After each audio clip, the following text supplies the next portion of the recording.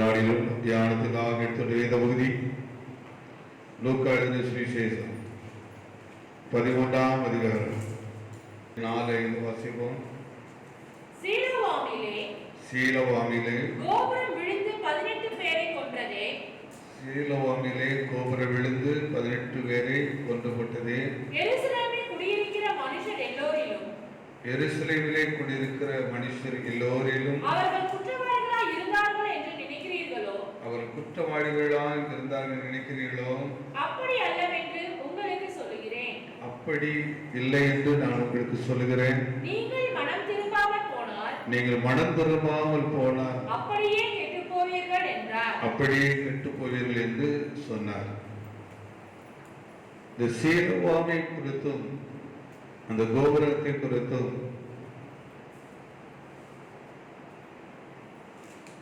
கடந்த 4 பகுதிகளாக தியானிக்க ஆண்டவர் கிருபை கொடுத்தார். இன்றைக்கு இது 5வது பகுதியாக தியானிப்பதற்கு பரிசுத்த ஆவியானவர் நமக்கு பலன் தந்து நடத்துவாராக. சீலோவாம் என்கிறது பழைய ஏற்பாடிலும் புதிய ஏற்பாடிலும் சொல்லப்படுகிற ஒரு விசேஷித்த ஒரு பகுதியாக இருக்கிறது. இயேசு கிறிஸ்து தன்னுடைய ஊழிய நாட்களில் அந்த சீலோவாமை நினைவுபடுத்தி சொல்வதற்கு ஒரு விசேஷித்த காரணம் இருந்தது. அதனால்தான் அவர் தன்னுடைய ஊழியத்தில் அதை ஒரு மனம் திரும்புவதற்கு ஒப்பனையாக கொண்டு வந்து முன்னிறுத்தி காட்டினதை குறித்து நாம் முதல் பகுதியிலே நாம் தியானித்தோம். நீங்களும் மனம் திரும்பாமல் போனால் அப்படியே கெட்டு போவீர்கள். அதனாலே கோபுரம் என்பது மனிதனை தேவன் வைத்திருக்கிற ஒரே நோக்கம். கோபுரம் மாதிரி இந்த உலகத்தில் இருக்கணும், வெளிச்சமா இருக்கணும் என்பது கர்த்தருடைய திட்டம். அப்படிப்பட்ட கோபுரம் விழுந்து போகும்போது அது விழுவதற்கு காரணமாக சில காரியங்கள் இருந்தது. அதை குறித்து தேவனுக்கு பயப்படுகிற பயம் மனதில் இருக்கணும். எல்லாம் கர்த்தருடைய மனதில் இருக்கிற காரியங்கள். இந்த புதிய ஏற்பாட்டு சபையானது எப்படி உருவாக்கப்படணும், எப்படி செயல்படணும் என்பது பிதாவின் சித்தம். அதை குறித்து 7 காரியங்களை குறித்து நாம் தியானித்தோம். 2வது பகுதியில் சீலோவாம் தண்ணீரை குறித்து தியானித்தோம். காலையிலும் மாலையிலும் இந்த தண்ணீர் ஞானஸ்தானத்தை மனம் திரும்பணும். அடுத்து ஞானஸ்தானம் கண்டிப்பாக என்ன செய்யணும்? எடுக்கணும். ஞானஸ்தானம் எடுக்கணும். இந்த நாள் பகுதியிலே 1 கொரிந்தியர் புஸ்தகம் 12ஆம் அதிகாரம் 13வது வசனத்தை திருப்பிக் கொள்ளுவோம். நாம் யூதராயினும் கிரேக்கராயினும் அடிமைகளாயினும் சுயாதீனராயினும் எல்லாரும் ஒரே ஆவியினாலே ஒரே சரீரத்திற்குள்ளாக ஞானஸ்நானம் பட்டு எல்லாரும் ஒரே ஆவிக்குள்ளாகவே தாகம் தீர்க்கப்பட்டோம். எல்லோரும் ஒரே ஆவிக்குள்ளாக தாகம் தீர்க்கப்பட்டோம். முதல் பகுதி மனம் திரும்புதல், 2வது பகுதி ஞானஸ்நானம், 3வது பகுதி சீலோவாமின் அதில் காலை மாலையில் அதை பிரித்து காட்டினேன். அதில் மாலையில் எடுக்கும்போது ஏசாயாவிற்கு சீலோவாமின் மெதுவாக ஓடுகிற தண்ணீர் அது எதை காட்டுகிறது என்றும் உங்களுக்கு காட்டினேன். அது அப்போஸ்தலருடைய உபதேசங்கள். அந்த உபதேசம் கொஞ்சம் கொஞ்சமா உள்ள போக போக தான் அது நம்முடைய வாழ்க்கையை மாற்றும், சூழ்நிலைகளை மாற்றும். இந்த நாளில் இங்கே அப்போஸ்தலர் பவுல் 1 கொரிந்தியருக்கு எழுதும் போது ஒரே தாகம் என்று சொல்கிறார். அந்த ஒரே ஆவிக்குள்ளாகவே தாகம் தீர்க்கப்பட்டீர்கள். ஒரே ஆவியில. அதனால்தான் பரிசுத்த ஆவியானவர் பல ஆவியானவர் கிடையாது, ஒரே ஆவியானவர். நடத்துகிறவர்களுக்குள்ளும் விசுவாசிகளுக்குள்ளும் ஒரே ஆவியானவர். இது ஆவியானவருடைய காலத்தில் கடைசி எண்டில் வந்து நிற்கிற காலங்கள். அதனால சபையின் காலம் என்று சொல்கிறோம். அதனால சபை என்பது ரொம்ப முக்கியமான ஒரு பகுதி. அதனால சத்துருவும் சபை மேலே நோக்கத்தை வைத்து சபைகளை தாறுமாறாக்குவதற்காக, சபைகளிலே பொல்லாத தவறான மாம்சத்தின் உபதேசங்களை எப்படியாவது உள்ளே கொண்டு வந்து திணித்து சபையை தேவனுக்கு முன்பாக நிற்கக்கூடாதபடிக்கு அவன் தந்திரமாக செயல்படுகிற காலங்கள். ஏனென்றால் அவனுக்கு நன்றாக தெரிந்த ஒரு விஷயம், சபைதான் தேவனுக்கு முன்பாக வந்து நிற்க முடியும். இதற்கு நீங்கள் பழைய ஏற்பாட்டிலே பார்க்கும்போது கவனித்து பாருங்கள். நோவாவின் காலத்தில் பயங்கரமான வெள்ளம் வந்து சூழ்ந்திருந்தது. ஜனங்கள் யாரும் மனம் திரும்பாதபடியினாலே எல்லா ஜனங்கள் அழிக்கப்படும் போது நோவாவின் பேழை மட்டும்தான் அரராத் மலையில் போய் என்ன செய்தது? தங்கினது, உயர்ந்து கொண்டு போனது. அரராத் என்றால் பரிசுத்த ஸ்தலம். இந்த பரிசுத்த தேவனுடைய ராஜ்யத்துக்கு நாம் பிரவேசிப்பதற்கு நம்மை அழைத்து செல்வது, கொண்டு செல்வது சபை மூலமாக தேவன் கொடுக்கிற உபதேசங்கள். என்ன உபதேசங்கள்? அப்போஸ்தலர்களை கொண்டு தேவன் சொன்ன ஒவ்வொரு சத்தியங்களும் தான். இந்த அப்போஸ்தலருடைய உபதேசத்தை நாம் கேட்டு அதன்படி நடக்காவிட்டால், அதற்கு கீழ்ப்படியாவிட்டால் நாம் பரிசுத்த பர்வதத்துக்குள்ளே, பரிசுத்த சீயோனுக்குள்ளே பிரவேசிக்க முடியாது என்பதை விளங்கிக் கொள்ள வேண்டும். அதனால இயேசுவான சொன்னார், நீங்களும் மனம் திரும்பாமல் போனால் அப்படியே கெட்டு போவீர்கள். மனம் திரும்பாமல் போனால், மனம் திரும்பது இல்லாத ஒரு மனிதன் சபைக்குள்ளே இருந்து என்ன பிரயோஜனம் என்று கொஞ்சம் யோசித்து பாருங்கள். ஒரு குழந்தை, அதனால்தான் இதெல்லாம் மனம் திரும்புறது, ஞானஸ்தானம் எடுக்கிறது, இவைகளெல்லாம் குழந்தையாக உருவாகிற ஒரு அனுபவங்கள், ஒரு நல்ல விசுவாசியாக உருவாகிற அனுபவங்கள். இதை நீ எப்படி ஒரு தாயின் வயிற்றுக்குள் இருந்து இந்த குழந்தை உருவாகி வளர்ந்து வெளியே வருகிறதோ அதே போல சபைக்குள் இருந்துதான் உபதேசத்தினாலே உருவாக்கப்பட வேண்டும். நல்ல குழந்தையா உருவாக்கப்பட வேண்டும். நல்லா உருவாகலன்னா அந்த குழந்தை எவ்வளவு பெரிய பாடம் உண்டாக்கும் பாருங்க. அது மூல வளர்ச்சி இல்லாம குழந்தை பிறந்துச்சுன்னா எப்படி இருக்கும்? சபைக்குள்ள அதே மாதிரி ஒரு வளர்ச்சி இல்லாத ஒரு விசுவாசியா இருந்தா என்ன பிரயோஜனம், என்ன நன்மை இருக்குது? கொஞ்சம் யோசித்து பாருங்க. நீ எத்தனையோ வருஷம் இருக்கலாம், ஆனா நீ ஒரு வளர்ச்சி இல்லாத நபராய் இருந்தா அது எப்படிப்பட்ட ஒரு குழந்தைன்னு சொன்னா, பிறந்த உடனே சனிக்கிழமை உடனே கொஞ்ச நாள் என்ன செய்வாங்க, இங்குபேட்டர்ல வச்சிருப்பாங்க. அந்த அதுக்கு பிரத்தியமாக உண்டாக்கப்பட்ட அதற்குள் வைத்து அதை பராமரிப்பார்கள். இவ்வளவு காலம், கொஞ்ச காலம், அதுக்கு அது என்ன ரெக்கவர் ஆயிரணும், சுகம் அடைந்து விட வேண்டும். சுகம் அடைந்து அடுத்த நிலைக்கு என்ன அது வந்துவிட நாடு வரலன்னு சொன்னா எவ்வளவு காலங்கள், பெரிய பாடுகள் பாருங்க, பெரிய உபத்திரவங்கள். இன்னைக்கு விதமாக தான் சபைகளானது, விசுவாச குடும்பங்களானது எப்படி இருக்கிறோம்? வளர்ச்சி இல்லாதபடிக்கு இருக்கிறார்கள். வளர்ச்சி இல்லாதபடிக்கு தாங்களே ஏமாற்றிக் கொண்டிருக்கிறார்கள். ஆனால் தான் சொல்கிறார் பாருங்கள், நீங்கள் இந்த ஆவினாலே தாகம் தீர்க்கப்பட வேண்டும் என்று சொல்கிறார். இயேசு கிறிஸ்துவுடைய ஊழியத்தை கவனித்து பாருங்கள். அவருக்கு ஒரு பெரிய ஒரு பாரம் இருந்தது. இயேசு ஊழியத்தில் பெரிய பாரம் இருந்தது. ஆனால் அவர் பாரத்தை வெளிப்படுத்தி அவர் ஊழியத்தை கிராமங்கள் தோறும், பட்டணங்கள் தோறும் அவர் தேவ ஆலயங்களில் பிரவேசித்து ஊழியத்தை செய்து கொண்டிருக்கிறார். ஒரு சமயத்தில் களைத்து போய் இருக்கும்போது தன்னுடைய சீசர்களை சொல்கிறார், நீங்கள் ஏதாவது வாங்கிக்கொண்டு வாருங்கள் சொல்லிக்கொண்டு களைத்து போய் இருக்கும் போது சமாரிய ஸ்திரீயாக அந்த பெண் அவர் சந்திக்கிறதை நீங்கள் வேத படிப்படி வாசித்து பாருங்கள். யோவான் எழுதிய சுவிசேஷம் 4ஆம் அதிகாரம் 8வது வசனம் கொஞ்சம் வாசித்து பாருங்கள். அப்பொழுது சமாரியா நாட்டாளாகிய ஒரு ஸ்திரீ தண்ணீர் மொள்ள வந்தாள். தண்ணீர் மொள்ளுவதற்கு வந்தாள்.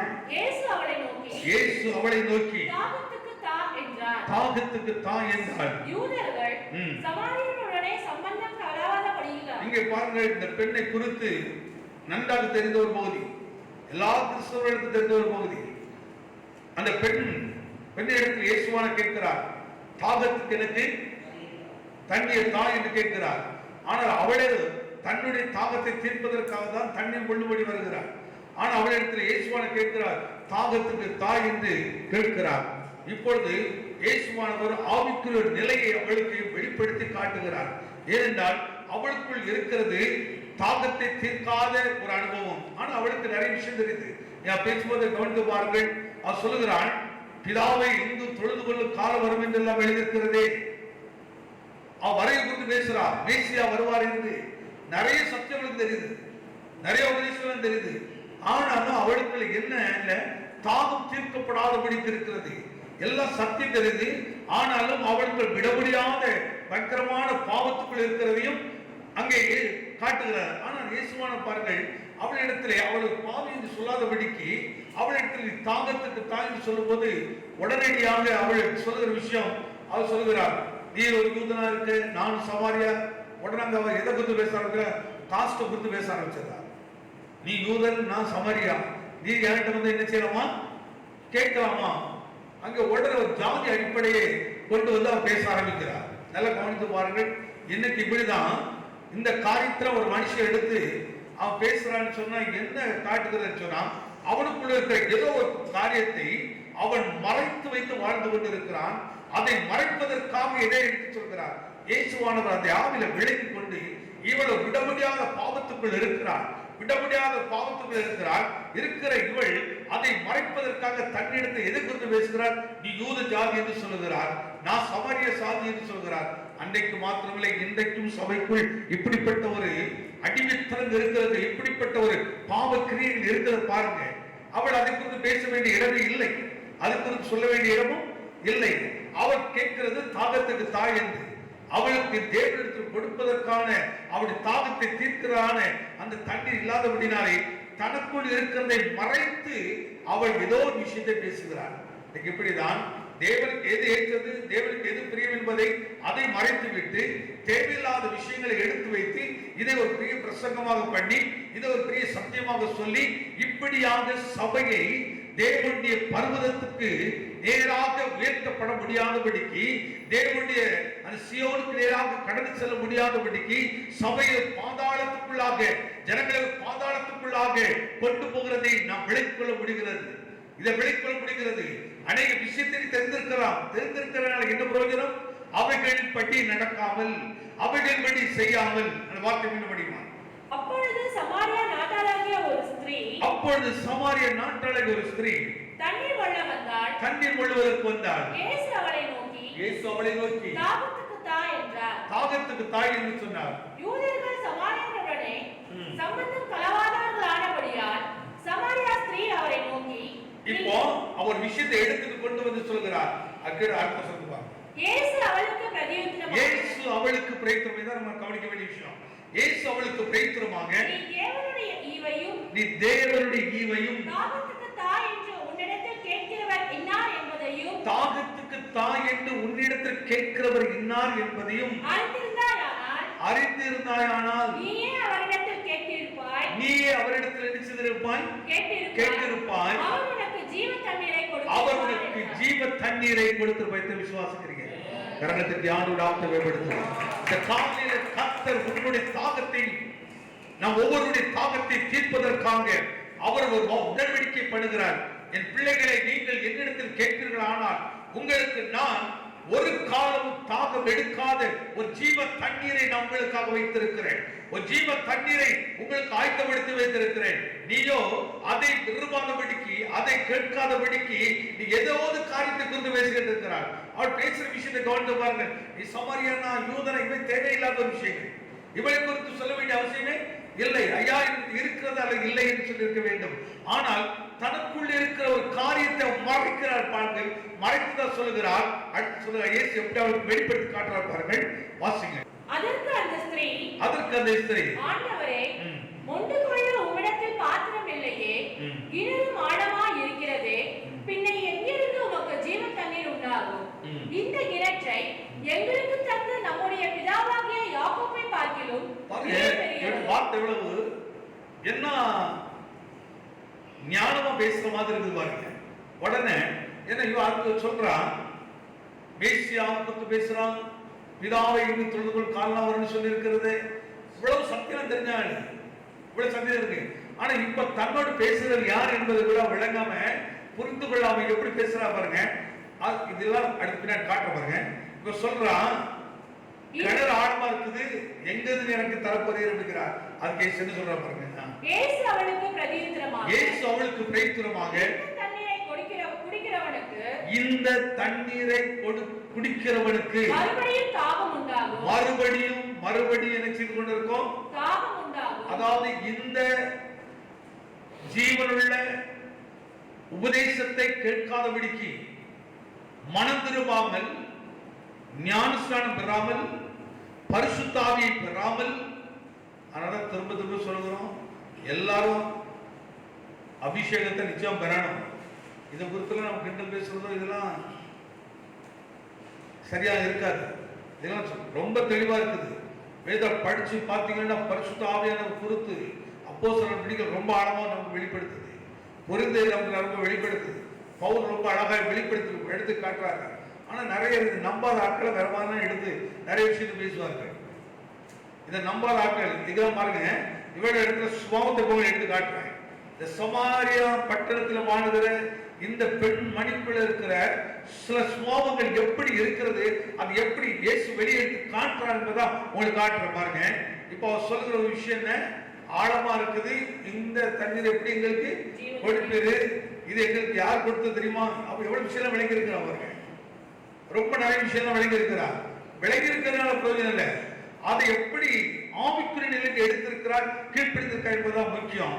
அதற்கு இயேசுவான் அவள் கொடுக்கிற காரணம், இந்த தண்ணீரை கொடுக்கிறவன், அதாவது உலக அறிவை கொண்டு நீ பிரசங்கிக்கிற பிரசங்கத்தையும் அல்ல அதை கேட்டு அதுபடி நடக்கிறவனுக்கு திரும்ப திரும்ப திரும்ப திரும்ப பிரச்சனையும் போராட்டம் வந்து கொண்டே இருக்கும்.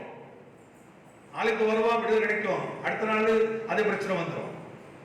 வெளியே போவான், மீண்டும் அந்த போராட்டம் இருக்கும், மாறாது. வயசு 60 வருது, 70 வயசு வருது, ஆனா வாழ்க்கையில மாற்றம் இல்லை, விடுதலை கிடைக்கல, ஒரு விடுதலை இல்லை. கட்டுக்குள்ள உட்கார்ந்து இருக்கிறான், உபத்திரத்தில் இருக்கிறான். திரும்ப திரும்ப ஆண்டவரை நான் எனக்கு விடுதலை தார், ஆண்டவரை எனக்கு விடுதலை தார். வேதம் சொல்லுவார்கள், குமாரன் உங்களை விடுதலையாக்கினால் மெய்யாகவே கர்த்தர் ஒரு திரும்ப சுகத்தை கொடுத்தாலும் மீண்டும் இந்த வியாதி வராது. கர்த்தர் விடுதலையாக்கினா மீண்டும் வரவே வராது. ஆனா மீண்டும் மீண்டும் ஏன் பிரச்சனை வருது? மீண்டும் மீண்டும் ஏன் வருது?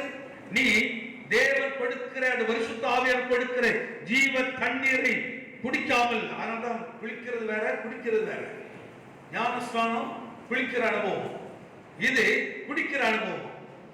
குடிக்கிற அனுபவம், ஞான அபிஷேகம் என்பது உள்ளே வாங்கிக் கொள்கிற ஒரு விஷயம். உள்ளே கொண்டு வரணும், பரிசுத்த ஆவியானவர் நிரப்பப்படணும். ஆனால்தான் அந்நிய பாஷையில் பேசுகிறவன் யாரோடு பேசுகிறானோ தேவனோடு பேசுகிறான், தேவனுடைய ரகசியத்திலிருந்து பேசுகிறான்.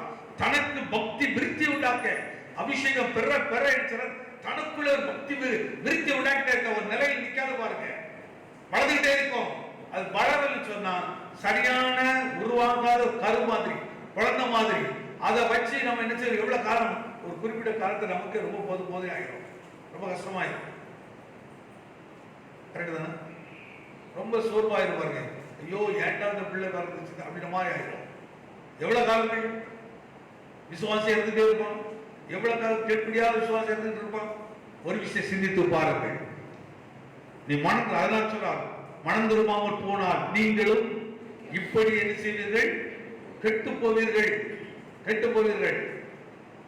சொல்றா பாருங்க, சொல்றார், நான் கொடுக்கும் தண்ணீரை குடிக்கிறவனுக்கு தாகம் உண்டாகாது.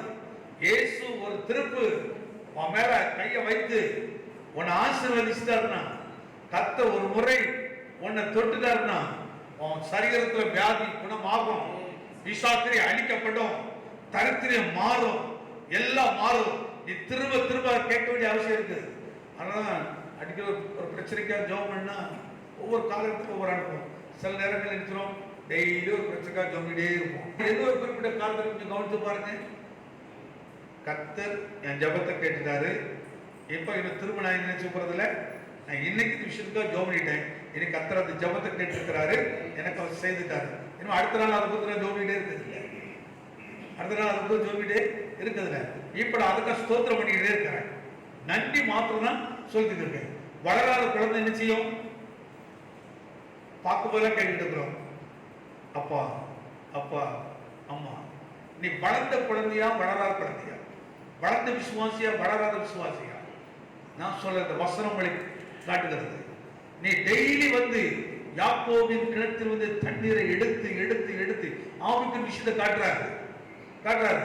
நீ வர்றா தண்ணீரை எடுக்கிறா, ஆனா குடிக்கிறா, அடுத்த ஒரு தாகம் வருது, தாகம் வருது. அது எதை காட்டுகிறது?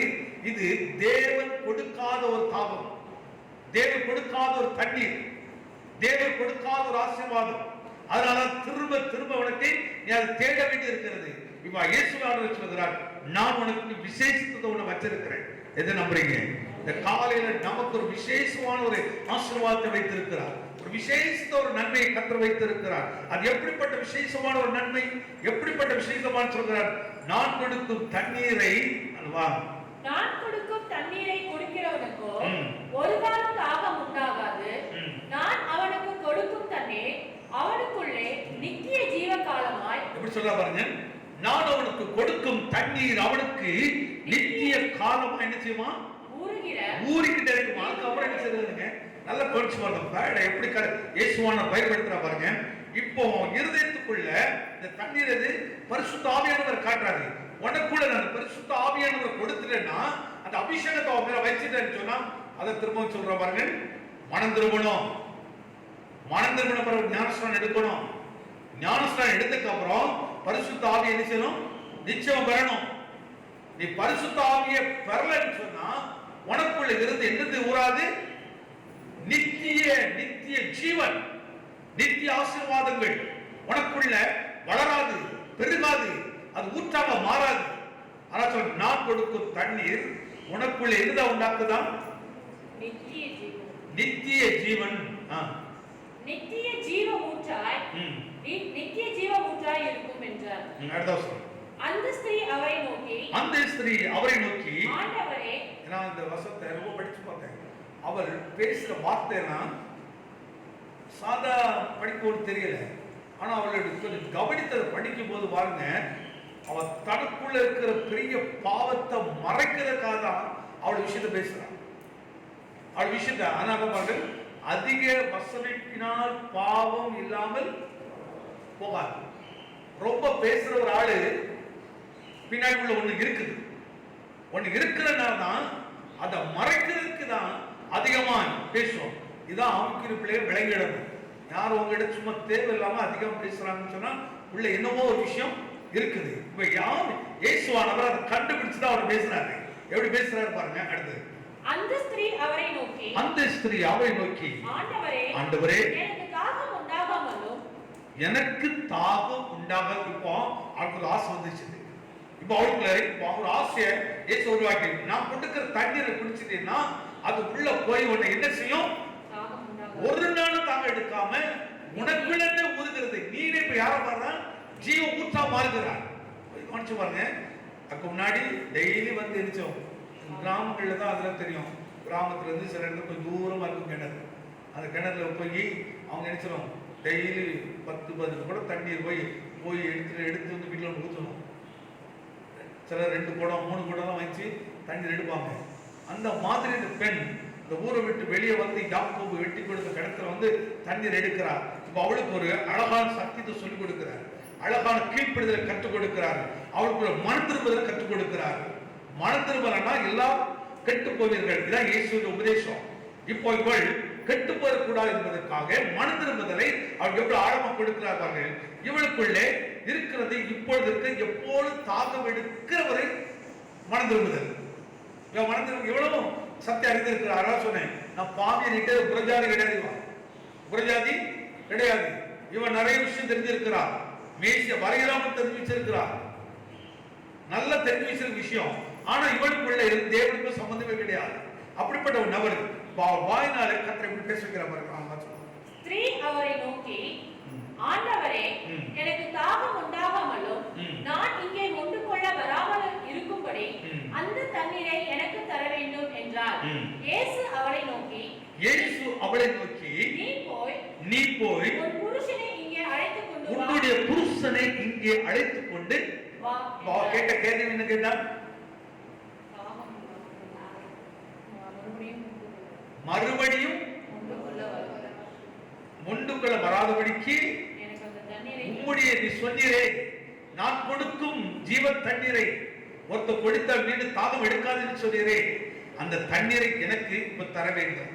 இப்ப இந்த தண்ணீரை கொடுக்கணும்னா யாருக்கு கொடுக்க முடியும்? இயேசுவானுடைய வார்த்தை எப்படி பாருங்க. அவளோட பாவின்னு சொல்லாதபடிக்கு அவள் பாவத்தை அவள் எப்படி சுத்திகரிக்கிறார், அவள் பாவத்திலிருந்து அவளை எப்படி விடுதலையாக்குகிறார் பாருங்க. இதான் இயேசுவின் ஞானம். இதான் இயேசுடைய உபதேசம். அவருடைய பிள்ளைகளாகிய இதான் சபைக்கு தேவைன்னு சொல்றார். சபையானது இப்படி அவர்கள் ஜனங்களை உருவாக்க வேண்டும் என்று சொல்கிறார். இதான் கர்த்தருடைய வருகையிலே எடுத்துக்கொள்ளப்பட வேண்டுமானால், இந்த ஜீவ தண்ணீரை, ஜீவ பானத்தை பருக வேண்டுமானால், இந்த பானத்தை ஒரு மனம் பெற்றுக்கொள்ள வேண்டுமானால் மனம் திரும்பாமல், மனம் திரும்புவதற்கு அடையாளம் என்ன? ஞானஸ்நானம். ஞானஸ்நானம் எதுக்கு அடையாளம்? மரணத்துக்கு அடையாளம், மரணத்துக்கு அடையாளம். அதனால நான் சொல்கிறேன், நம்ம கொடுக்கிறது எல்லாமே ஞானஸ்நானம் அல்ல. இதெல்லாம் திரும்ப திரும்ப சொல்றதுக்கு என்னன்னா, ஒருவேளை எடுத்திருந்தா கரெக்டா மாறி இருக்கு, திரும்ப திரும்ப எடுக்கக்கூடாது, சிக்கிக்கொள்ளக்கூடாது. அப்போ மனம் திரும்புதல். மனம் திரும்பினதுக்கு அப்புறம் ஞானஸ்நானம் எதுக்கு எடுக்கிறோம்? ஐயா நான் பழைய அந்த காரியத்துக்கு முற்றிலுமாக அடக்க ஆராதனை. அதனாலதான் ரொம்ப அடக்க ஆராதனை கண்டிப்பா அவசியம். ஒவ்வொரு கிறிஸ்தவனுக்கும் ஒரு அடக்க ஆராதனை நடக்கணும். ஒரு மரணம் சந்திக்கணும். ஞானஸ்நானத்தை சில பிள்ளைங்க சொல்ற பாருங்க, எங்க அப்பாட்ட கேட்கணும், எங்க வீட்டுக்கார்ட்ட கேட்கணும், எங்கேயாவது உங்க பிரியமானதை செய்ய போகும்போது யார்கிட்ட கேட்டுட்டா பேசுறீங்க? என்ன யார்கிட்ட கேட்டா செய்யறோம்? படிக்கிற வயசுல படிக்க போகாம சினிமா தேட்டருக்கு போவோம், ஃப்ரெண்ட்ஸோட எங்கெல்லாம் சுத்த போவோம். அப்போ அம்மா அப்பா கேட்ட ஒரு தவறு செய்வதற்கு பேரண்ட்ஸ் கேட்கறது இல்லை. ஆனா பாவத்தை விடுவதற்கு, பாவத்துக்கு மறிப்பதற்கு யார் கேட்கணும்னு சொல்றோம்? யார் கேட்கணும்? வீட்டுக்காரருக்கு பெர்மிஷன். இதுக்கெல்லாம் வீட்டுக்காரர் பெர்மிஷன் தேவையில்லை. இதுல அண்ணன் யாருக்கு பெர்மிஷன் தேவையில்லை. இது ஒன் தனிப்பட்ட வாழ்க்கை, உன் ஆத்மா குறித்தது, உன் ஆத்மாவை குறித்த வாதம், உனக்கு ரட்சிப்பு. இது யாருடைய பெர்மிஷன் இல்லை. உன்னுடைய உனக்குள்ள வர சத்தியத்தை அறியதான் அந்த ஜீவத்தில் உனக்கு வரணும்னு சொன்னா, இதை அறியும் போது அவருக்கு கீழ்ப்படியணும். அந்த அடக்காரங்களை கண்டிப்பா எடுக்கணும். ஞானஸ்நானம் எடுக்காம ஒருவரும் ஒரு நாளும் இது குறித்து இயேசுவால் ஒருவன் ஜலத்தினாலும், யோவானின் சுவிசேஷம் 3:5 இயேசு பிரதியுத்தரமாக, ஒருவன் ஜலத்தினாலும் ஆவியினாலும் பிராவிட்டால், ஒருவன் ஜலத்தினாலும் ஆவியினாலும் பிரபாவிட்டான் தேவனுடைய ராஜ்யத்தில் பிரவேசிக்க மாட்டான் என்று. நல்ல கவனிங்க. அப்போ ஒருவன் எவ்வளவு தெளிவுபடுத்தி காட்டுறா பாருங்க. ஜலத்தினாலும் ஆவியினாலும் பிரபாவிட்டால் தேவனுடைய ராஜ்யத்தில் பிரவேசிக்க மாட்டான். எவ்வளவு பெரிய கூட்டம் தேவனுடைய ஆவியை பெற்றுக்கொள்ள மனம் இல்லாம இருக்குது. இன்னும் ஒரு சிலர்லாம் தேவனுடைய அபிஷேகம் ஒண்ணு கிடையாதுங்க. ஆனா அப்போஸ்தலர் காலத்தோட முடிஞ்சு போச்சு. அப்போஸ்தலர் காலத்தோடு முடிஞ்சு போச்சு. ஏன் முடிஞ்சு போச்சுன்னா அப்போஸ்தலர் அதை குறித்து பிரசங்கிக்கிறாங்க. ஏன் அப்போஸ்தலர் அதை குறித்து பிரசங்கம் பண்ணணும்? இது எங்களுக்கு மட்டும்தான், உங்களுக்கு இல்லைன்னு சொல்லியிருக்கணும். இல்லை, இவைகளை போல நீங்கள் பெற்றுக்கொள்ளுங்கள், எங்களை போல நீங்கள் பெற்றுக்கொள்ளுங்கள், எங்களை போல நீங்கள் பெற்றுக்கொள்ளுங்கள். ஏன் பாடுகள் படுகிறார்கள், அடிகளில் விதிகளை வாங்குகிறார்கள், ஏன் மரணத்துக்கு ஒப்பு கொடுக்கிறார்கள்? இந்த சத்தியத்தை ஜனங்களுக்குள்ளே கொண்டு போக வேண்டும் என்று, ஜனங்களுக்கு சொல்ல வேண்டும் என்று சத்தியத்திற்கு பாடுபட்டார்கள். எதற்காக? இது தேவ சித்தம், இது தேவனுடைய திட்டம், இது தேவனுடைய விருப்பம். ஒருவனும் கெட்டு போக கூடாது என்பது. ஆனால் ஒருவன் ஜலத்தினாலும் ஆவியினாலும் பிரபாவிட்டான். அதனால பாருங்க, யோவான் சொல்கிறார், நான் உங்களுக்கு ஜலத்தினாலே ஞானஸ்நானம் கொடுக்கிறேன், எனக்கு பின் ஒருவர் வருகிறார், அவர் உங்களுக்கு எதிராக கொடுக்கிறார் பரிசுத்த ஆவியினாலே. அவர் எனக்கு பின் வருகிறவர் பரிசுத்த ஆவியினால் உங்களுக்கு ஞானஸ்நானம் கொடுக்கிறாரு. என்ன ஒவ்வொரு பகுதியை தெளிவுபடுத்தி நாம் காட்டுகிறது. நீ மனம் திரும்பல, என்னடா ஞானஸ்நானத்துக்கு வரல, அந்த அடக்காரத்தை நம்ம இன்னும் செய்யல. ஒருவேளை செய்யாமல் இருந்தால் மனம் திரும்பி அதுக்கு ஒப்பு கொடுங்க, குடும்பத்தை ஒப்பு கொடுங்க, ஒரு பிள்ளைகளை நடத்துங்க, பிள்ளைகளுக்கு கற்றுக் கொடுங்க, சொல்லிக் கொடுங்க. இல்லம்மா இது கண்டிப்பா செய்யணும், இது தேவ சித்தம், இது மனுஷன் சித்தம் இல்ல, இது மனுஷனுடைய விருப்பம் கிடையாது. மனம் திரும்பாமல் போனால் எல்லோருமே இப்படி கெட்டு போவீர்கள். மனம் திரும்புங்கள் என்பதை குறித்து இயேசுவுடைய வார்த்தை இது ஒரு வெளிக்காட்டு வார்த்தை அல்ல. இந்த பூமியிலிருந்து வந்த வார்த்தையில பரலோகத்தினுடைய திட்டம் இது, தேவ ராஜ்யத்தினுடைய விருப்பம் அது. தேவனுடைய மனதில் இருக்கிற புதிய ஏற்பாட்டு சபை செய்ய வேண்டிய அஸ்திவாரங்கள். பழைய ஏற்பாட்டு சபையை அந்த காரியத்தை பிடிச்சிட்டு தொங்க கூடாது. நீ புதிய ஏற்பாட்டு கிறிஸ்தவர், அப்போஸ்தலர் உபதேசத்தில் இருக்கிறார். அப்போஸ்தலர் உபதேசத்துக்கு கீழ்ப்படியணும். அவர் சொன்ன ஒவ்வொரு சத்தியத்தையும் கீழ்ப்படியணும். யோசித்து பாருங்க ஐயா, அந்த காலையில் உன்னுடைய ஆவிக்குரிய ஜீவியத்தில் இந்த தண்ணீரை குடித்திருக்கிறாயா? இந்த தண்ணீரை குடித்திருக்கிறாயா? அந்த பெண் கேட்கிறார்கள். இந்த பெண்ணிடத்தை இயேசு சொல்கிறார், பாருங்கள், இந்த தண்ணீரை நான் உனக்கு தர வேண்டுமானா நீ எப்படி வர வேண்டும்? உன்னுடைய கணவனை, ரொம்ப அற்புதமா சொல்ல பாருங்கள், அவளுக்கு கணவன் இல்லை, ஆனாலும் 5 புருஷர்கள் இருந்தார்கள். இப்போ அவளை இப்படிப்பட்ட ஒரு பெண் என்று சொல்லாதபடிக்கு அவள் இடத்துக்கு கர்த்தர் காட்டு இறக்கம், அவளை அவமானப்படுத்த விரும்பாம எவ்வளவு அற்புதமாக நேசித்து சொல்கிறார் பாருங்கள். இப்பொழுது நீ விரும்புகிற விருப்பம் நல்ல விருப்பம், நான் சொன்ன உடனே நீ விரும்பிட்டான், இந்த தண்ணீர் உனக்கு வேணும் என்று அந்த ஆசை உனக்கு வந்தது நல்லது. நான் இதை கொடுக்க வேண்டுமானால் நீ செய்ய வேண்டிய ஒரு வேலை இருக்கிறது. என்ன வேலை தெரியுமா? உன்னுடைய புருஷனை அழைத்து கொண்டு வரணும். இப்போ என்ன சொல்லணும் அம்மா? உண்மை பேசிதான் அது அறிக்கை தான் ஆகணும். அவர் சொல்லுகிற பாருங்க. அதற்கு அந்த ஸ்திரீ, எனக்கு புருஷன் இல்லை என்றார். இயேசு அவளை நோக்கி, எனக்கு புருஷன் இல்லை என்று நீ சொன்னது சரிதான். எப்படி எனில் 5 புருஷர் உனக்கு இருந்தார்கள். அவ ஒத்துக்கொண்ட உடனே ஆண்டவர் அப்படியே அவளுக்கு அப்படி மனதுக்குள்ள இருக்கிற ஒவ்வொரு விஷயத்தையா எடுத்து காட்டுறாரு. மனதில் இருக்கிற ஒவ்வொன்றையும் எடுத்து காட்டுறாரு. எடுத்து காட்டின உடனே அவர் சொல்ற பாருங்க, எப்படி எனில் 5 புருஷர் உனக்கு இருந்தார்கள். இப்பொழுது உனக்கு இருக்கிறவன் உனக்கு புருஷன் அல்ல. இதை உள்ளபடி சொன்னாய் என்றார். இப்போ எதை சொல்றார்? இதை நீ உள்ளபடியே சொன்னாய். இதான் மனம் இருப்பது. அந்த உள்ள இருக்கிறது அப்படியே அப்படி எப்போ உள்ள வெளியே வருது? இந்த ஜீவ தண்ணீர் மேல ஒரு வாஞ்ச வரணும். அதனால் சபைக்கு சொல்லுகிறதை காதுள்ளவன் கேட்க கடவன். நீ கேட்கும் போதுதான் அந்த விருப்பம் வரும், அந்த உணர்த்துதல் வரும். இவர்கிட்ட மறைக்க கூடாது, சத்தியத்துக்கு முன்னாடி மறைக்க கூடாது. ஒன்றொன்றாய் உணர்த்தப்படுகிறது. அடுத்து சொல்ல பாருங்க. அப்பொழுது அந்த ஸ்திரீ அவரை நோக்கி, ஆண்டவரே, நீர் தீர்க்கதரிசி என்று காண்கிறேன். எங்கள் பிதாக்கள் இந்த மலையிலே தொழுது கொண்டு வந்தார்கள். நீங்கள் எருசலேமில் இருக்கிற ஸ்தலத்திலே தொழுது கொள்ள வேண்டும் என்கிறீர்களே என்றார். பாருங்க, இந்த விஷயத்தை சொன்னதுக்கு அப்புறம் அவளை ஈஸியா நம்பல. தீர்க்கதரிசிலாம் நான் நம்புறேன், ஆனா அவ எவ்வளவு தேவனையும் தேவனுடைய சத்தியங்களையும் அவள் அறிந்து வைத்திருக்கிறாள் என்பதை அவள் காட்டுற பாருங்க. அது சொல்ற பாருங்க. அதற்கு இயேசு, ஸ்திரீயே, நான் சொல்லுகிறதை நம்பு. நீங்கள் இந்த மலையிலும் எருசலேமில் மாத்திரமல்ல எங்கும் பிதாவை தொழுது கொள்ளும் காலம் வரும். நீங்கள் அறியாததை தொழுது கொள்ளுகிறீர்கள்.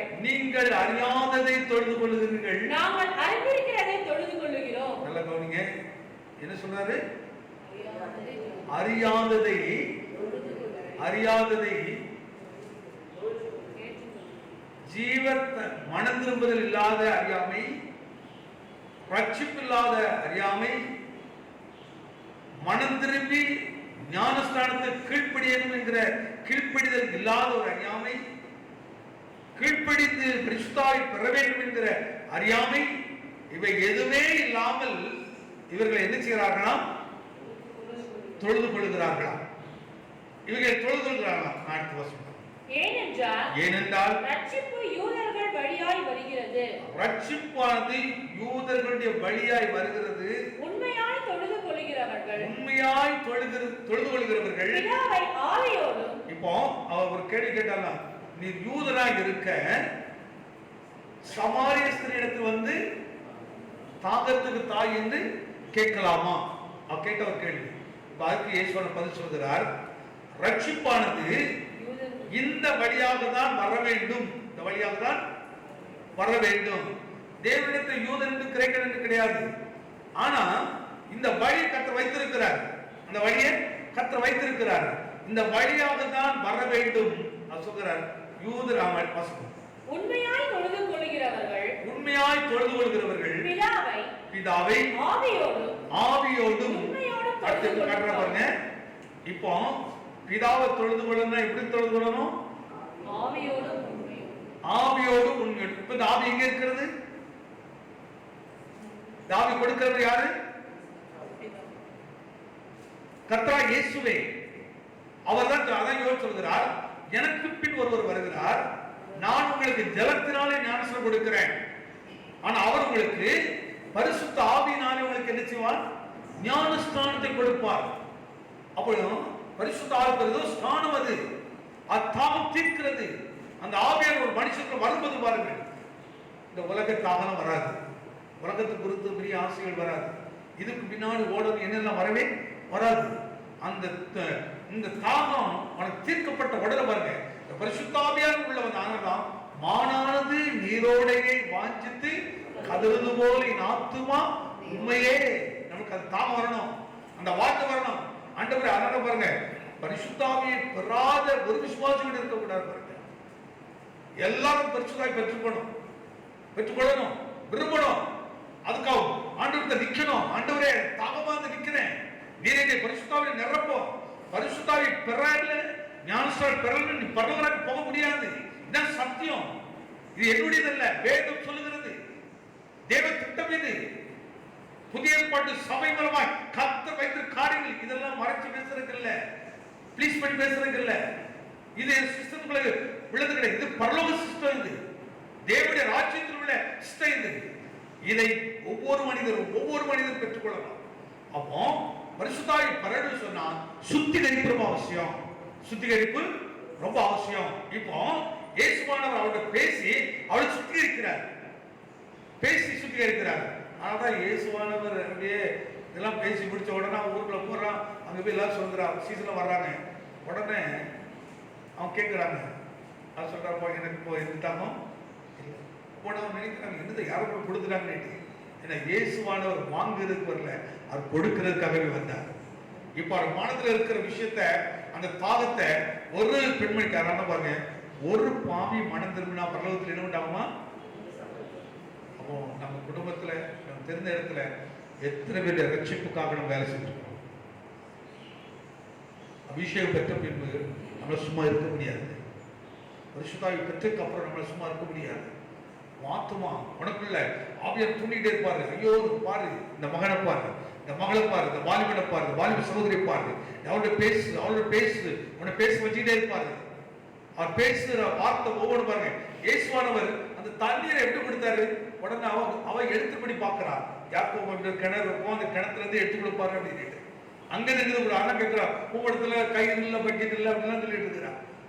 இல்லடா, ஆண்டவர் சொல்றாரு, அந்த தண்ணீர் எங்கெல்லாம் உனக்குள்ளதான் இருக்குது, உனக்குள்ளதான் இருக்குது. இப்ப எனக்கு இருக்குது, அதை உனக்கு கொடுக்க போறேன், அதை உனக்கு கொடுக்க போறேன், அந்த ரட்சிப்போடு கொடுக்க போறேன், அந்த மனதுக்கு உனக்கு கொடுக்க போறேன், அந்த விடுதலை உனக்கு கொடுக்க போறேன். ஆனால் சபைக்கு சொல்லுகிறதை ஒரு மனுஷன் கேட்க பழகிட்டான்னு சொல்லுங்க, அந்த அபிஷேகத்தை பெற பழகிட்டான்னு சொன்னா. இதற்கு எல்லாரும் அபிஷேகம் பெற்றுக்கிறோமா? எத்தனை பேர் பெற்றுக்கொள்ள விரும்புறீங்க? ராமன் சொல்லுங்க, கண்டிப்பா பெறணும் பாருங்க, விரும்புங்க, கண்டிப்பா பெருங்க. உடனே நம்ம எது எல்லாம் யோசிக்கிறதுன்னு சொன்னா, நம்ம மைண்ட்ல சத்து உடனே கொண்டு வந்துடுது. கத்துறாங்க, நீங்க அங்கெல்லாம் போகாதீங்க. சத்துரு உங்களை மைண்ட் அப்படிதான் கொண்டு போயிட்டு உடனே உங்களை தவற கொண்டு போயிடும். இல்லை, இது தேவனுடைய திட்டம் அல்லவா, கர்த்தருடைய விருப்பம் அல்லவா இது. ஒருவன் ஜலத்தினாலும் ஆவியினாலும் பிரபாவிட்டால் தேவனுடைய இதை பெறாமல் ஊழியது என்ன பிரயோஜனம்? இதை பெறாமல் விசுவாசியாத என்ன பிரயோஜனம்? இதை பெறாமல் தசமா கொடுத்து என்ன பிரயோஜனம்? இதை பெறாமல் ஊழியத்தை என்னெல்லாம் செய்து என்ன பிரயோஜனம்? ஒண்ணுமே இல்லை. ஆனால் பாருங்க, இந்த அபிஷேகத்தை வாஞ்சிக்கிறவங்களால அபிஷேகம் இல்லாத இடத்துல இருக்க முடியாது. அபிஷேகம் இல்லாத ஆள பெறாத ஆள் ஊழியம் செய்ய முடியாது, ஊழியம் செய்யக்கூடாது. தேவனுடைய ஒரு விசுவாசிக்கு அபிஷேகம் தேவன்னா, பரிசுத்தாய் பெற்றுக்கொள்ளா ஊழியக்காரர் எப்படி இருக்கு யோசிப்பாரு. விசுவாசியா இருக்கிறது இதெல்லாம் கொஞ்சம் விளைக்கிறது பாருங்க. ஆனா பாருங்க, அபிஷேகம் பெறாத ஊழியத்துல போய் நிற்க கூடாது, அங்க போய் நிற்கவே கூடாது. அங்க உனக்கு ஜீவ தண்ணீர் கிடைக்காது, ஜீவ தண்ணீர் கிடைக்காது, ஜீவ ஊற்று வராது, நீ ஒரு ஊற்றம் மாற முடியாது. நீ எப்போ கெஞ்சிட்டு இருக்கிற ஆளதான் இருப்பான். அதனாலதான் அந்த அனுபவம் இல்லாதவங்க தான் பாருங்க எப்போ மாறும், எப்பதான் ஆண்டவரே தாரும் ஆண்டவரே தாரும் ஆண்டவரே தாரும் கெஞ்சிட்டு இருக்கான். ஆனா இந்த ஊற்றா மாறணும்னு வச்சிடும் தனக்கு வச்சோம். ஆண்டவரே நான் பெற்ற இன்பம், நான் பெற்ற பலன், நான் பெற்ற வல்லமை நான் மற்ற கொடுக்கட்டும். இந்த அனுபவத்தில் இருக்கிறவனால சும்மா இருக்கக்கூடிய பாருங்க, யாரை பார்த்தாலும் எனக்கு அருமையான ஒரு ஐயா தெரியும், வியாபாரம் பண்ணுவார். 2 பேரும் பார்த்தானா உடனே அப்படியே பேசிட்டு பாரு, அப்படியே சத்தியத்தை பேச ஆரம்பிச்சுவார். இன்னொரு ஐயா கொத்தமல்லி வியாபாரம் பண்ணுவார். கொத்தமல்லி வியாபாரம் ரொம்ப எளிமையான ஆளு. ஆனா கொஞ்சம் டைம் அடிச்சா போதும், உடனே அவங்க எப்படியா இயேசு கொடுத்து பேசிட்டே இருப்பார். இந்த மங்களபுரத்துக்கு தான் இருந்தார். அப்படி வேலை செய்தே இருப்பார். அப்புறம் நானும் ரசிக்கக்கூடாத நாட்கள். ஆனால் நான் யோசிக்குவேன், நாங்கள் ட்ரெடிஷனல் வந்த கிறிஸ்தவர்கள். நமக்கு என்ன இந்த ஆளு இப்போ தான் ரசிக்கப்பட்டார், இப்படி இருக்கிறார் அப்படின்னு அவர் பரிசுத்தாய் பற்றி நான் கிண்டல் பண்ணுறது. ஏன்னா நாங்கள் கேட்ட உபதேசம் அப்படி தப்பு சொல்லி மைண்டில் கொண்டு வச்சோன்னா மைண்டில் அதான் இருந்துச்சு. அதுக்கு அப்புறம் ஒரு நாள் கர்த்தர் தொட்டுக்கு அப்புறம் தான் நம்ம எவ்வளோ பெரிய தப்பு செய்திருக்கோன்னு விளங்கிச்சு. இப்போ யோசித்து பார்த்தா அவன் எவ்வளோ மகிமையான மனுஷன் இது விளங்கிச்சு. எப்படி பாருங்க புத்தகங்கள் எப்படி இருக்கும், அந்த இடத்துல முடிச்சு. பரிசுத்த ஆவியானவர் உங்களை எடுத்து வரும்போது நீங்கள் புதுபலன் அடைந்து யூதேயாவிலும் எருசலேமிலும் எனக்கு எப்படி இருப்பீர்கள், எனக்கு சாட்சிகளா இருப்பீங்க. உனக்கு இருக்க முடியாது, ஒரு இடத்துல இருக்க முடியாது. அதை பெறாததுனாலதான் நம்ம மந்த புத்தி பிடிச்சு போய் இருக்கிறோம். மந்த புத்தி இருக்கிறதுனாலதான் எப்படி பேசிட்டு இருக்கிறோம், நீ யூதன் அல்லவா, நான் சமாரியன் அல்லவா, நீ இப்படி செய்யலாமா. இவன் இப்படி இதை மறைக்கிறதுக்கு ஏதோ பேசிட்டே இருப்பான். இதை பேசுறான்னு ஒரு ஆளு இதையே அப்படியே போக்கஸ் பண்ணிட்டு இருக்கான். அந்த ஆள் என்ன மறைச்சிட்டு இருக்கிறான், தன்னுடைய சுத்திகரிப்பு மறைக்கிறான், தன்னுடைய அக்கிரமத்தை மறைக்கிறான், தேவ ஜீவ தண்ணீரை பெற்றுக் கொள்ளக்கூடாதபடி வாழ்ந்து கொண்டு இருக்கிறான். இயேசுவை உடைத்து வெளியே கொண்டு வர பாருங்க. எனக்கு வசனத்தை படிக்கும்போது ரொம்ப அற்புதமா இருந்துச்சு. இந்த வசனத்தை படிச்ச 3 மணிக்கு காலையில படிக்கும்போது நாம வேற சப்ஜெக்ட் எடுக்கிறது, ஆனா இதை படிச்ச உடனே இது சப்ஜெக்ட் இது கரெக்டா இருக்குது, இந்த மனம் திரும்புவதற்கு ஏற்றதா இருக்குது. உடனே நான் ப்ரிப்பேர் பண்ணி விட்டு ஆவியானவர் கொடுக்கிறது. மனம் திரும்புவதற்கு ரொம்ப அவசியம். ஆனா ஒருவன் ஜலத்தினாலும் இந்த வார்த்தை மனதில் வச்சுக்கிட்டே இருக்கணும் பாருங்க. இந்த வார்த்தை மீண்டும் ஒருவரை படிக்குமா, யோவான் 3:5. இயேசு பிரதியுத்தரமாக, இது யார் சொல்றது, இயேசு உண்டுங்க நம்புறீங்களா அப்படின்னா அவர் சொன்ன வார்த்தை கேளுக்காது. ஒருவன் ஜலத்தினாலும் ஆவியினாலும் பிறவாவிட்டால் தேவனுடைய ராஜ்யத்தில் பிரவேசிக்க மாட்டான் என்று நாங்க அவர் விசுவாசிக்கும் போது உடனே கிடைச்சது. உடனே ஜலத்தினாலும் ஆவியால் 2 தனித்தனி ஸ்டெப், 2 ஒரே இது கிடையாது. ஒரே இது, ஆனா எப்படி வச்சிருக்கிறாரு, ஜலம் குளிக்கிறது, இது குடிக்கிறது. 2 வித்தியாசம் இருக்கா இல்லையா? குளிக்கிற தண்ணியை குடிப்பீங்க, குடிக்கிறதுக்கு எவ்வளவு ஃபில்டர் இதெல்லாம் வச்சு எப்படி குடிக்கிறீங்க. இப்போ கடந்த நாள் சொல்வது குளித்தது ஞானஸ்நானம், இப்போ குடிக்கிறது அபிஷேகம். அபிஷேகத்தினால தாகம் தீர்க்கப்படணும். ஆனாதான் சொல்கிறார்களோ, கொரிந்தியருக்கு எழுதும்போது பவுல் காட்டுறாங்க, வாசிங்க 1 கொரிந்தியர் 12ஆம் அதிகாரம் 13ஆம் வசனம். நாம் யூதராயிலும் கிரேக்கராயிலும் அடிமைகளாயினும் சுயாதீனராயினும் எல்லாரும் ஒரே ஆவியினாலே.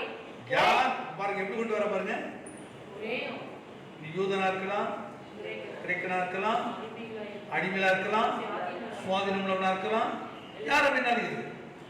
யார வேணாலும் இரு. இங்க ஏதாவது மாற்றத்தை உண்டாக்குறாரா?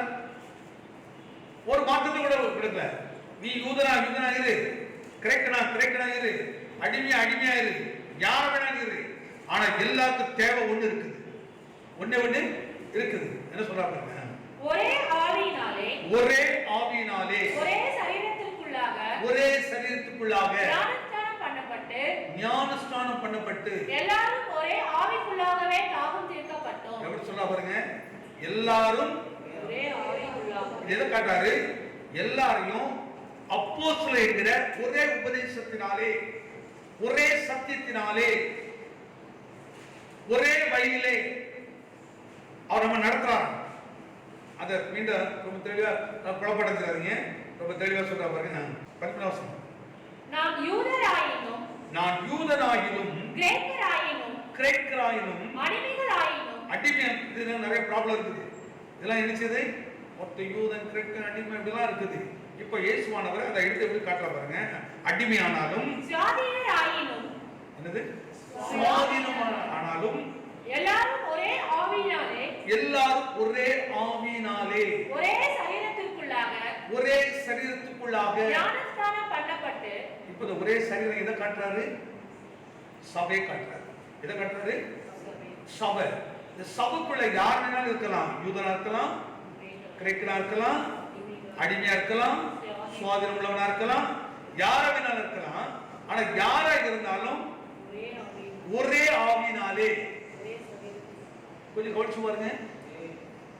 கருப்பா இருக்கிற ஆளா இருக்கலாம், வெள்ளையா இருக்கிற ஆளா இருக்கலாம், குள்ளமா இருக்கிற ஆளா இருக்கலாம், நெட்டியா இருக்கிற ஆளா இருக்கலாம், யாரா வேணாலும். ஆனா யாரா இருந்தாலும் நம்ம எல்லாத்துக்கும் என்னதான் இருக்குது? ஒரே ஆவி. எதிரே நம்புறீங்க? பவுல் எடுத்து காட்டுறது, நீ அவனா அதாவது கிறிஸ்தவ பார்க்க பாருங்க, எப்படி பேருந்து யாரா வேணாலும் இருக்க. ஆனா எல்லாருக்கும் ஒரே குணம் கொடுக்குறாரு. எல்லாருக்கும் ஒரே அன்பு இருக்கணும், ஒரே நேசம் தான் இருக்கணும். அவ ஒரு தண்ணினா ஒரு டேஸ்ட் தான் இருக்கும். ஒரு டேஸ்ட் இருக்குமா, 2 டேஸ்ட் இருக்குமா? அது அமெரிக்கன்ஸா இருந்தாலும் சரி, ஜப்பானியா இருந்தாலும் சரி, அது இந்தியனா இருந்தாலும் சரி, யாரா இருந்தாலும் சரி, நம்ம எல்லாத்துக்கும் என்னதான் இருக்குது? ஒரே ஆவி, ஒரே அபிஷேகம். இந்த ஒரே அபிஷேகம் தான். அவன் நான் வெள்ளையா இருக்கிறேன், கருப்பா இருக்கணும் அற்பமா நினைப்பானா? அற்பமா நினைப்பாங்க? நினைக்கிறது இல்லை. ஏன்னா அவனுக்குள்ள இருக்கிறது ஒரே ஆவி, உங்களுக்குள்ள எனக்குள்ள இருக்கிறது ஒரே ஆவி. அதனால பாருங்க, ஒரே ஆவி இருந்தாதான் ஒரு கீழ்ப்படுதலே இருக்கும். உங்கள் நடத்திப்புக்காரருக்கு கீழ்ப்படியும் சொல்கிறார். இப்போ பிரசங்கிக்கிற எனக்கும் கேட்கிற உங்களுக்கும் ரெண்டுக்கு வேற வேற ஆவியா? வேற வேற ஆவி தான் என்ன செய்யும்? ஒரு பொண்ணு கல்யாணம் ஆகி ஒரு வீட்டுக்கு வர்றாரு.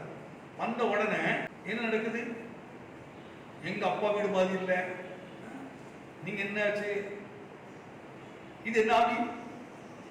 இது 2 ஆவி, 2 குடும்பத்து ஆவி உள்ள நின்று யுத்தம் எடுக்குது. ஒரே ஆவியா இருந்தா எப்படி இருக்குமா? ஆனந்தாவசராவரே, நீ கொடுக்கிற தண்ணீரை குடிச்சீன்னா டெய்லி வரணும், வந்து வந்து குடிச்சிட்டு இருக்கணும். ஆனா உனக்கு நான் கொடுக்கிற பாரு ஒரு அழகான ஒரு தண்ணீரை, அது ஜீவ தண்ணீர். அந்த ஜீவ தண்ணீர் சபை முழுவதும் குடிச்சிட்டு சொன்னா சபை எப்படி இருக்கும்?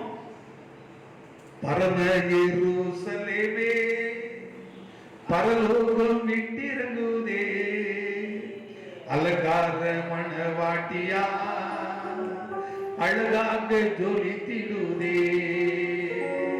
ஆமென் அல்லேலூயா, ஆமென் அல்லேலூயா, ஆமென் அல்லேலூயா, ஆமென் அல்லேலூயா. எருசலேமே ஒழித்த தொந்திகளை கேட்டனைந்தோ என் துறக்கேட்டே. துணைத்திடும் காசுகளே தாமரமா ரகினே தஞ்சமானே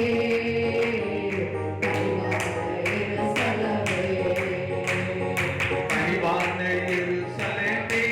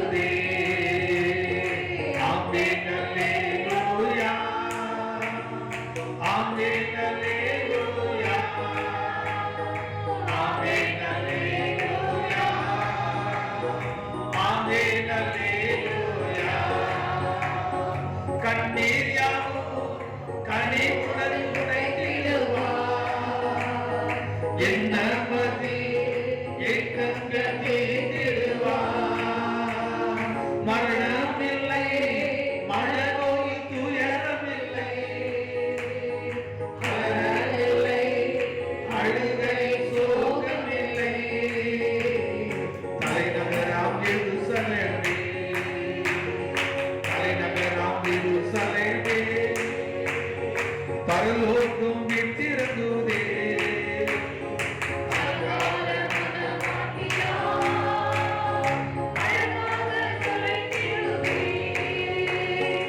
ஆமென், அல்லேலூயா.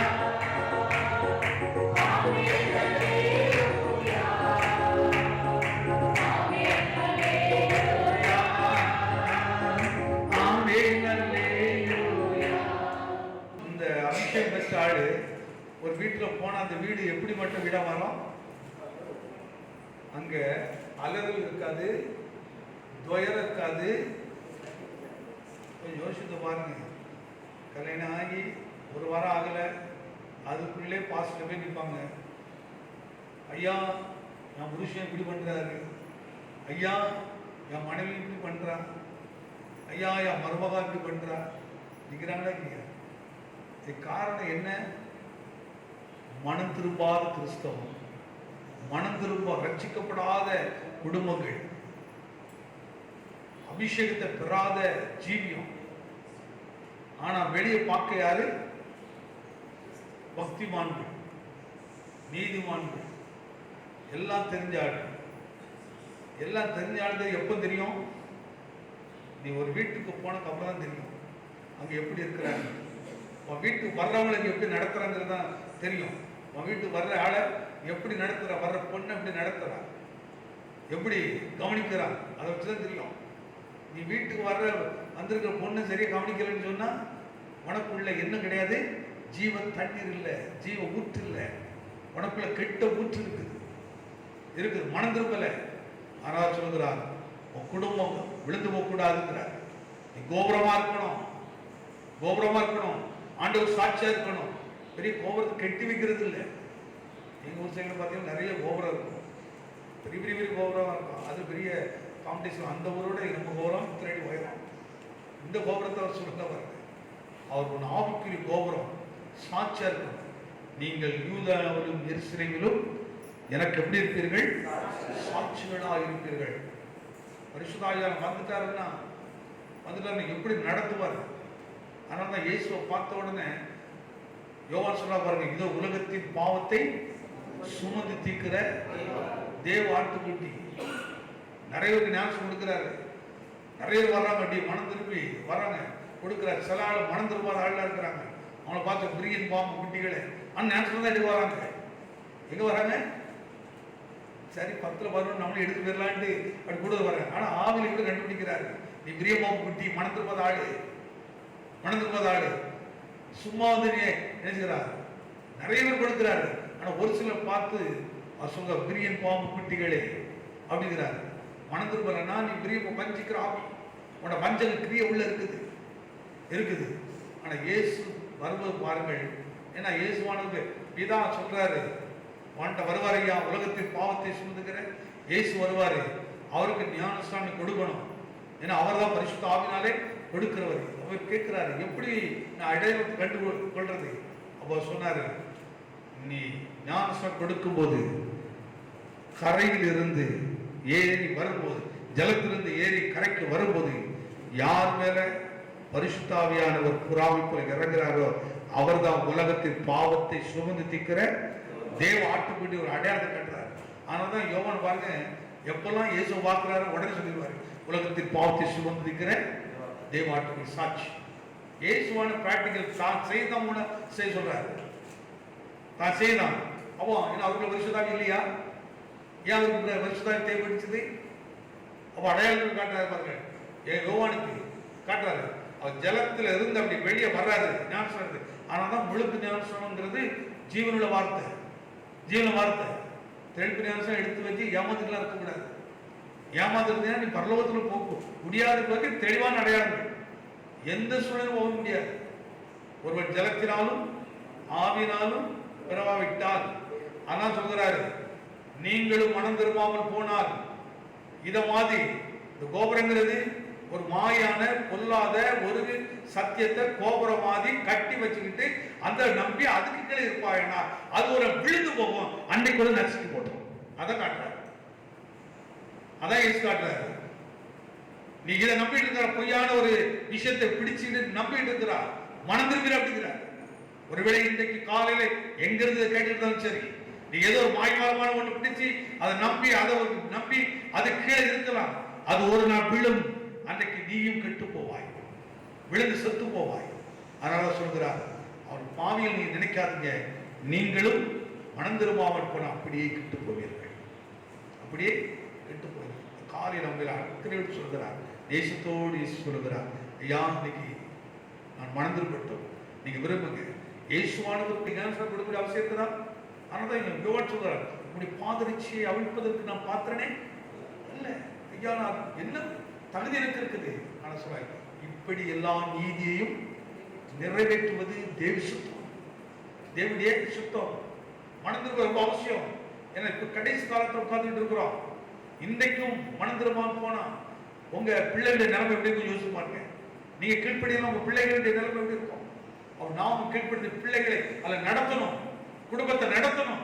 அதுக்கு கர்த்தர் ஜீவங்களை கொடுத்து வச்சிருக்கிறார். அக்கறையோடு பாசத்தோடு நம்ம நேசித்து அவர் சொல்கிற விஷயம். ஒரே வசனத்தை மட்டும் வாசித்து முடிக்கலாம். யோவான் 1:32-33. பின்னும் யோவான் சாட்சியாக சொன்னது, ஆவியானவர் புறாவை போல வானத்தில் இருந்து இறங்கி. பின்பு தேவன் சாட்சியாக சொன்னது, ஆவியானவர் யார் மேல் புறாவை போல வானத்தில் இருந்து இறங்கி இவர் மேல் தங்கினதை கண்டேன். நானும் இவரை அறியாதிருந்தேன். ஆனாலும் ஜலத்தினால் ஞானஸ்நானம் கொடுக்கும்படி என்னை அனுப்பினவர் ஆவியானவர் இறங்கி யார் மேல் தங்குவதை நீ காண்பாய். சொல்ல பாருங்க, என்னை அனுப்பினவர் ஆவியானவர் இறங்கி யார் மேலே தங்குவதை நீ காண்பாயோ, தங்குகிறதை நீ காண்பாயோ, அவரே பரிசுத்த ஆவியினால் ஞானஸ்நானம் கொடுக்கிறவர் என்று எனக்கு சொல்லியிருந்தார். கரணத்தை ஆட சொல்லுங்க. எனக்கு அவர் சொல்லிட்டாரு. இவர்தான். சும்மா நான் எல்லாரும் நம்ப மாட்டேங்க, எல்லாரையும் நான் நம்புறது இல்ல. ஆண்டவர் குறிப்பு சொல்லிட்டாரு. யாரு பரிசுத்த ஆவியினாலே ஞானஸ்நானம் கொடுக்கிறவர், அப்படி ஜலத்தை கொடுக்கும் போது யாருன்னு இறங்குறதை நீ காண்பாயோ அவர்தான். நீ சந்தேகப்பட வேண்டியதே இல்ல. ஆண்டவர் வெளிப்பாடு கொடுத்த தெளிவா கொடுப்பார், ரொம்ப அழகா கொடுத்துருவார். இவர்தான் தைரியமாக கீழ்ப்படி. இன்னைக்கு அவர்தான் இந்த காலை நம்மோடு பேசுகிறார். எல்லாம் முழங்கால் பண்ணிடலாம் ஆண்டவர் சமூகத்துல, எல்லாம் முழங்கால் பண்ணிட்டு, ஆண்டவரே அந்த அபிஷேகம் எனக்கு எனக்கு வேணையா, அந்த பரிசுத்த ஆவியை நம்ம எனக்கு தேவை. எல்லாம் அப்படியே முழங்கால் பண்ணிட்டு எனக்கு ஜோமனை போறோம், எல்லாம் ஜோமனம். ஆண்டவரே இன்றைக்கு இந்த காலையில, ஆனால்தான் ஆவி சொல்ல பாருங்க, ஆண்டவரே என் தலையை எண்ணெயினால் என்ன செய்யும், அபிஷேகம் பண்ணும். அப்படியே கொஞ்ச நேரம் ஆண்டவரே இன்றைக்கு இந்த காலையில என் தலைமையில அபிஷேகம் இறங்கட்டும். உன் தலையோட கையை வச்சுட்டு சொல்லு, கேளுங்க ஆண்டவர்கிட்ட. ஆண்டவரே இன்றைக்கு ஆண்டவரே நான் முதல் காரியம் மனம் திரும்புவதற்கு ஒப்பு கொடுக்கிறேன் ஐயா. ஆண்டவரே நான் இன்னைக்கு மனம் திரும்புவதற்கு ஒப்பு கொடுக்கிறேன். அடுத்து ஜலத்தினால பிறக்கிற ஞானஸ்நானத்தை ஒப்பு கொடுத்திருக்கிறேன் ஐயா. ஆண்டவரே அதை செய்தும் இருக்கிறேன் ஐயா. ஆனாலும் இன்றைக்கு வரை என்னிலே ஒரு அபிஷேகம் இல்லாதபடி இருக்கிறது ஐயா. இந்த வரை எனக்கு அந்த பரிசுத்தாவி இல்லாதபடி வாழ்ந்து கொண்டிருக்கிறேன் ஐயா. அடுத்து இன்றைக்கு எனக்கு அந்த பரிசுத்தாவை தாரும் ஐயா.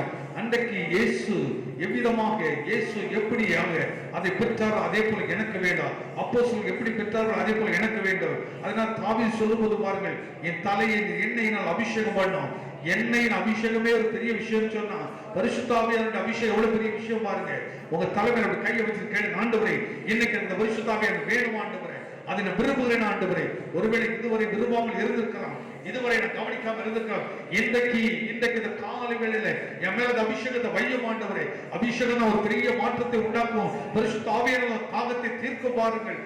பரிசுத்த ஆவியானவர் உன்னிடத்து வரும்போதுதான் நீ பலனடைய முடியும், சாட்சியா நிற்க முடியும், பாவத்தை ஜெயிக்க முடியும், கட்டுகளை ஜெயிக்க முடியும், பிசாசுகளை அடிக்க முடியும்.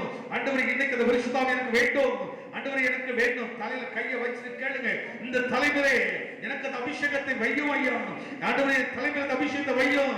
தாவீது கேட்கிறார், என் தலையை எண்ணெயினால் அபிஷேகம் பண்ணும் என்று சொன்னாரே. இன்னைக்கு அந்த அபிஷேகம் இறங்கட்டும் ஐயா, அந்த அபிஷேகம் இறங்கட்டும் ஆண்டவரே. ஆண்டவரே அந்த அபிஷேகம் வரும்போது பிசாசின் கிரியைகளும் கட்டுகளும் சாவுகளும் முறிக்கப்படும் ஐயா, சாவுகள் முறிக்கப்படும் ஐயா. கர்த்தராகிய இயேசுவின் நாமத்தினாலே எல்லா சாப கட்டுகளும் இன்றைக்கு முறிக்கப்படுவதாக. அந்த அபிஷேகம் வரும்போது பாருங்கள், வியாதிகள் எல்லாம் கிரியைகள் அழிக்கப்படும். நன்றி இயேசு சுவாமி. நன்றி இயேசு சுவாமி. ஒவ்வொரு மேல் அபிஷேகம் இறங்குவதாக, ஒவ்வொரு மேல் அபிஷேகம் இறங்குவதாக. எல்லா சாப கட்டுகளும் முறித்து போடும் ஆண்டவரே. அந்தபடி நீ ஜலத்தினால் மட்டுமல்ல பரிசுத்த ஆவினாலும், பரிசுத்த ஆவினாலும் என்று சொல்லியிருக்கிறீரே, அந்த ஆவியை நான் விரும்புகிறேன் ஆண்டவரே. அந்த தாகமாய் விரும்புகிறேன் ஐயா. எனக்கு வேண்டும் ஐயா, எனக்கு வேண்டும் ஐயா. அந்த ஆவியை வரும்போது பாருங்க, உன்னை சும்மா இருக்க விட வேண்டாம்.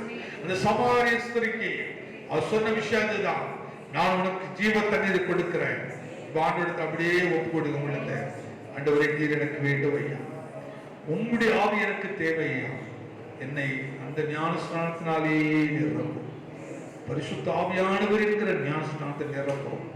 அதை குடிக்க ஆசையா இருக்கிறையா, அதை பறிக்கொள்ள ஆசையா இருக்கிறையா, அந்த பரிசுத்த ஆவியான ருசிக்கிற ஆசையா இருக்கிறையா. அந்த நேசரை நான் விரும்புகிறேன், நேசரை விரும்புகிறேன். இந்த காலையில் விருப்பத்தோடு வந்திருக்கிறேன். பரிசுத்த ஆவியானவர் வரும்போது அவர் உள்ள வந்தா நம்ம சும்மா இருக்கவே விட மாட்டார், நம்ம சும்மா இருக்கவே விட மாட்டார். பாருங்க, புதிய ஏற்பாட்டு சபையே இந்த நாளில் அமைதியாக இருப்பது சித்தம் அல்ல, நீ சடங்காச்சல் இருப்பது சித்தம் அல்ல. ஏதோ ஒரு பொய்யான கோபுரத்துக்கள் இருக்காது, ஒரு தவறான கோபுரத்துக்கள் இருக்காது, மனதிரும்பாத கோபுரத்துக்குள்ள இருக்காது. ஒரு நாள் அது கோபுரம் விழும், அன்னைக்கு நீ மரித்து போவாய், நீ மரித்து போவாய். ஆனால் எச்சரிப்புக்காக இயேசு சொன்னார், இந்த காலையில் நீ ஒரு பொய்யான தவறான உபதேசத்தை கேட்டு அதற்கு கீழ்ப்படிந்தால் நீ மனந்திருப்புங்க, மனந்திருப்பு. மனந்திருப்புதல் தேவனுக்கு ஏற்றதாக இருக்கிறது. இது ஒரு மனுஷனுடைய விருப்பம் இல்லை, கர்த்தருடைய விருப்பம். தேவனை நம்ம செய்யப்படுறதா ஸ்தோத்திரம். தொடர்ந்து மாலையும் நம்ம தியானித்து திருவதால் அது விரோதமாக இருக்கிற தடைகளை நாம் எடுத்துக்கொள்ளும். இதை கேட்டுக்கொண்டிருக்க ஒவ்வொருவருடைய குடும்பத்துக்குள்ளும் தேவ அபிஷேகத்தை காலையில் இறகட்டும் ஐயா, காலையில் இறகட்டும். விடுதலை தருவீராக. தொடர்ந்து இந்த சத்தியத்தின் ஆழங்களை எங்களுக்கு போதிக்க கிருபையாக துதி கனமணித்து யாவும் முக்கிய செலுத்தரும் இயேசு கிறிஸ்துவின் ஜெபிக்கிறோம் நல்ல பிதாவே, ஆமென்.